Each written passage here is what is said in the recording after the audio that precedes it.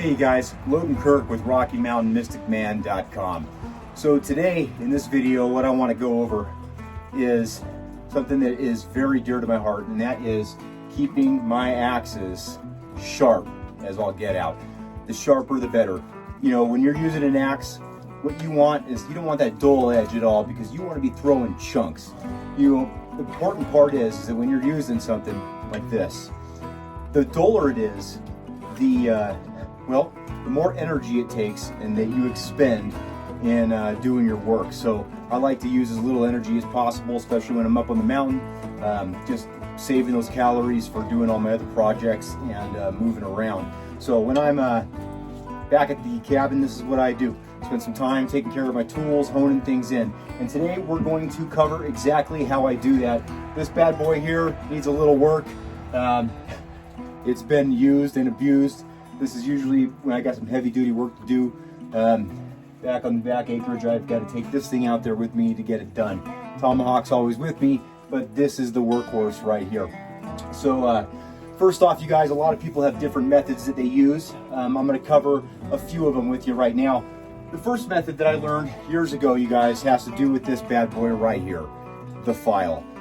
This is good to have with you up in the mountains. Sometimes if you're working a lot and you're going to be in an area that, you know, your blade is going to be getting a lot of use, this is good for removing any divots, chunks, problems with the axe face that, you know, need a large removal method to happen. This one here is pretty good. I don't have any major problems. I'm pretty careful with my axe when I'm up there. So we're not going to use this today, but I'll just show you quickly how it would be used. Usually I'll find something to set the axe head in.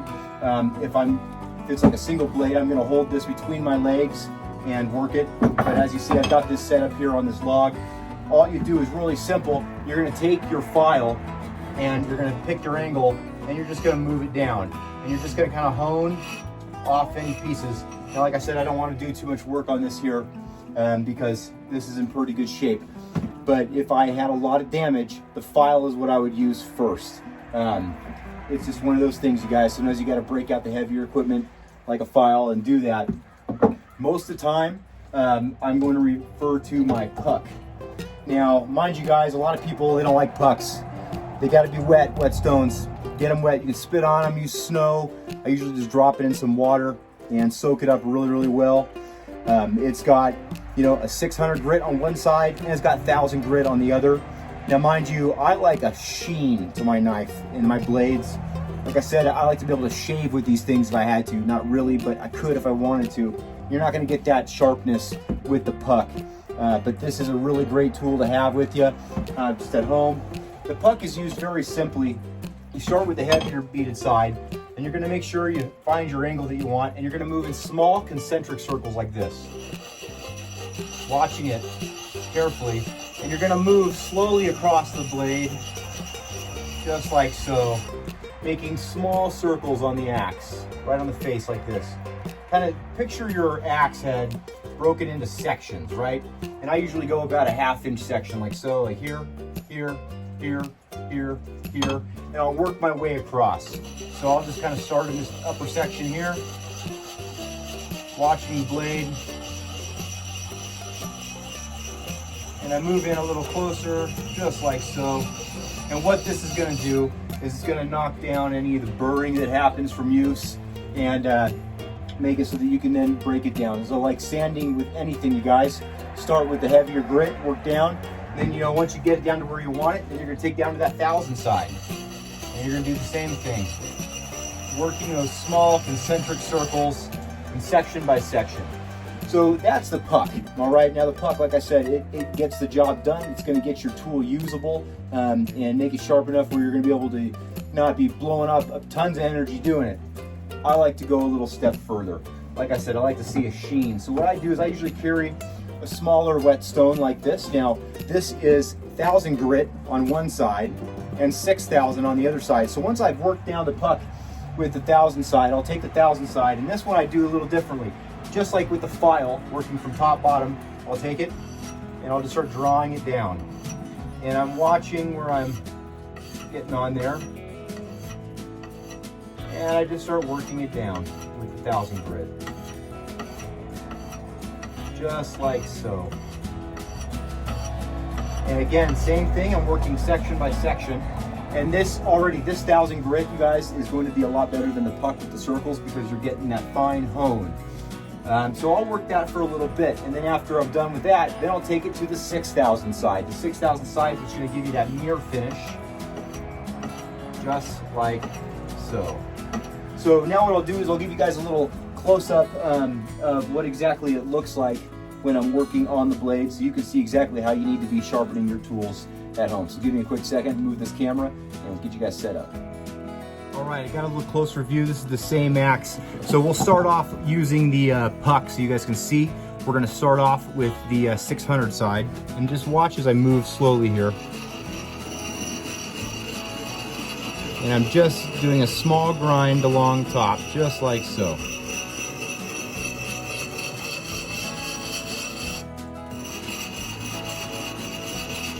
And I might spend, you know, depending on how bad the blade is. If it's a new blade, I'm gonna do this for over an hour, working on it, getting the right shape, because blades never come from the factory anywhere near a usable condition. So I'll spend more time. Like I said, this one though, this is a workhorse, and I did just knock a tree down with it not too long ago. So you can see as I move along, and you can kind of see that there's runoff here. Now that's not the stone coming off, you guys. That's the actual blade. That's all the material coming off of there. So I'll do it on the other side now so you can kind of see how I work along. And you'll notice that when I get up to the very edge, you'll see a little bit of material start to come over the tip.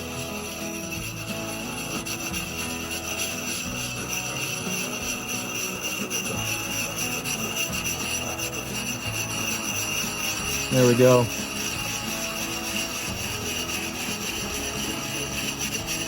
And I'll just kind of work it along like so. All right, that gets off all the burrs. Now I'm gonna jump over to the 1000 side. And you guys, this is for demonstration purposes.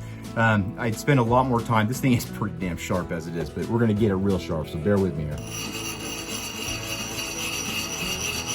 Small circles.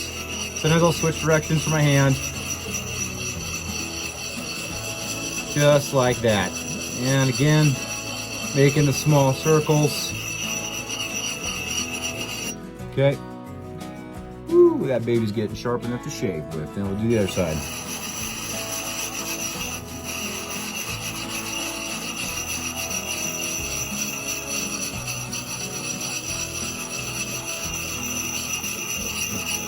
All right, like I said, demonstration here, you guys, just showing you how to do it. So now we've got the blade. You can kind of see the work that's been done on it. This is when I like to take this block right here, 1000 side. I'm gonna start with that, and what I'm gonna do is come down on it. It's better to take your time. Remember, this is a tool. You wanna love this tool. It's part of your survival. It's part of your loadout for your home, your cabin, wherever you are, if you're camping. I don't know if you can see it on there though. The top is really starting to clean up. So now I'm gonna come down a little more. And I just work section by section on the axe. And I'll keep this thing wet. Because what do we do with our blades when we're done sharpening them? We oil them every time, okay? Especially when they're weapons, or not weapons, they can be weapons, but when they're tools that are used out in these conditions up here in the Rockies, it's important that we keep things oiled if it's made of steel.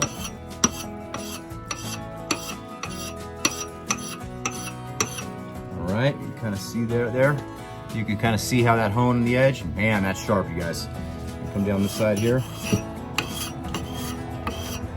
And I just kind of look down, I sight it. I'm using my left eye, sometimes my right eye, my side eye, but I just kind of check it, make sure that it's not getting any weird shape to it, and staying nice and uniform on both edges. And here we go, starting to really get that hone. Like I said, this thing, you guys, I keep it pretty well sharp. If it was brand new, then we'd be doing a lot more work. if you guys are interested in seeing a video like that, taking a brand new axe that is dull from the factory and bringing it down to the right shape and sharpness, I can do that. Let me know in the comments below. Whew, that's bad boy. A lot of animals up here, you guys. I'm always looking out for bears and cougars in my backyard. So we're gonna do the 1,000 side now. And just same thing. This is where it gets that really fine hone.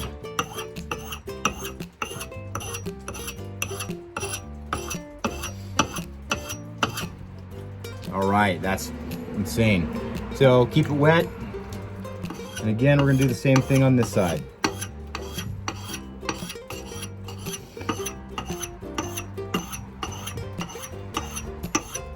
Work that spot a little more.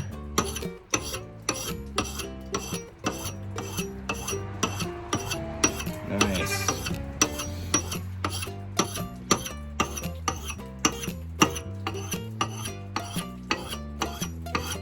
That honking you heard, you guys, that was my father-in-law driving by. He does that every time. Good guy. All right, there we go. Just a few seconds of work, you guys. So that just goes to show you how quickly it can be done when you have your tool already honed in. So I hope you guys have learned something from this. If you'd like me to elaborate on any of it, just let me know in the comments below. And if you haven't already, like, share, subscribe, and don't forget, you gotta hit that bell to get the notifications of when I have a new video coming up. And I'm trying to get more and more of these out. Just so you guys know, a little heads up coming down the line. I've got some new sponsors, people that we're gonna be working with that have sent me some gear, and we're gonna be going over it. Amazing stuff, and I'm really excited to share it with you. So again, you guys, I really appreciate your viewership, and this is about you, you know. So make sure that you comment and let me know, because I read your comments, and let me know what it is you want to see, what you want to learn, and what part of mountain man life you guys are interested in, because I am more than happy to share it with you. This is what I do. This is what I love. Thanks, you guys. See you soon.